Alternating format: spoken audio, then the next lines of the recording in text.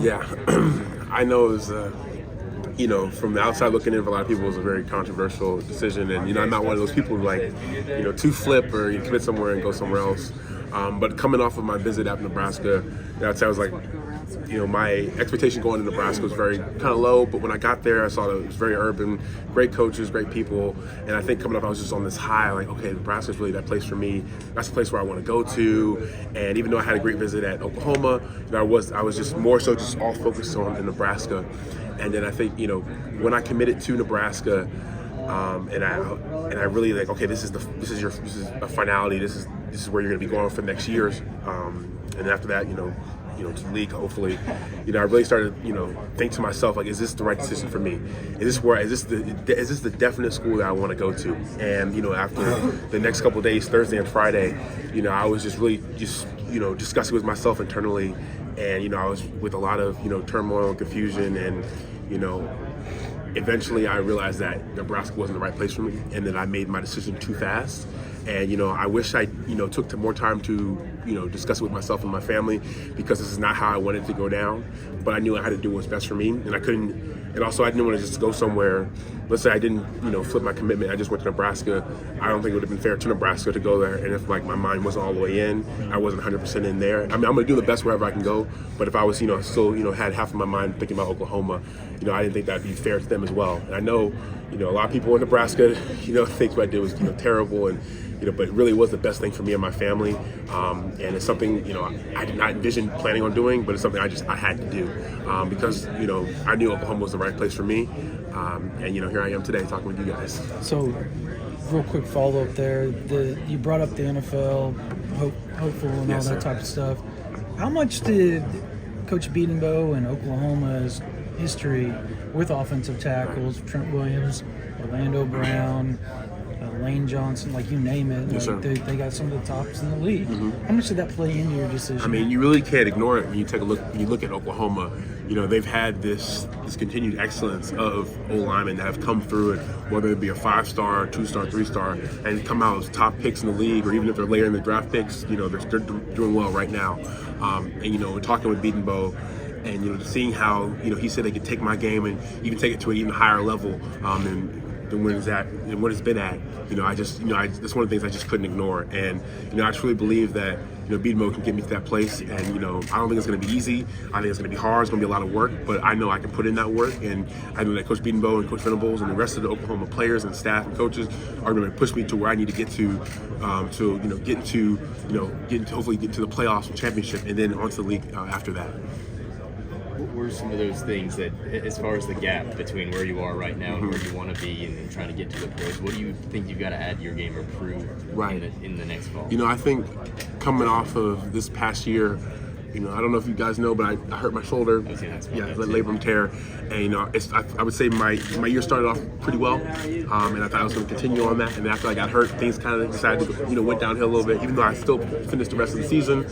It just wasn't what I wanted individually or as a team. And I'd say, coming back off a shoulder injury, I got away from my punching a lot. I started, bending over at the waist instead of the knees, and, getting better with my footwork. I always had good footwork, but, this year it's kind of, things just went downhill. So really making sure I have quick feet, making sure I'm bending at the knees and at the waist, punching with my tight hands, and as always, finishing. I think that's one thing that I've really improved from my freshman year to now, but something I still got to keep working on, because, college NFL guys, they always love being aggressive and finishing a guy through the whistle, and that's something that I want to do, because I want to bring that to Oklahoma team and to the Oklahoma football team and to the next level as well. So I have to ask, Yes. you went to Stanford for 3 years? 4 years. 4 years? Did Yes. you get your degree from there? So I did not get my degree from Stanford. I made the decision, coming to my senior year, I had planned on declaring, and there were certain classes that I needed to take, and I did not take them, that I would need to graduate, but since I was going to declare, it wasn't going to matter. With my What was your fortunate major? Biomechanical engineering. Does the engineering program here? They don't have it here, but I've been working with the academic FA counselors and whatnot in terms of being able to put a major together that could help progress me towards, if well, I'll get to that. I plan on going back to Stanford to finish my degree. I actually, talked with the academic counselors at Stanford, and they said it is possible. And getting that Stanford degree has been something that I've always wanted to do. But right now, what's more important right now is I had this window of opportunity to get to the NFL, and that's something that I really want to do. And it's been a dream of mine. I can't say it's been a lifelong dream of mine, but ever since I got into high school and really saw how much I love this game of football, and each year I fell more in love with the game. Every single game I play, every rep I do, being with my teammates, that's something I want to go and get to the league. And so I'm taking this year, to come to Oklahoma, and I believe I can help them, and I know they can help me to get to that place. And then I will come back and go back to Stanford and finish my degree. So how old were you when you started? So I didn't really start playing football until I was freshman year in high school. I did a little bit in 7th, 8th grade, but I didn't really start until my freshman year of high school. First position I played was right guard, and then I moved to left side, and I've really been there ever since.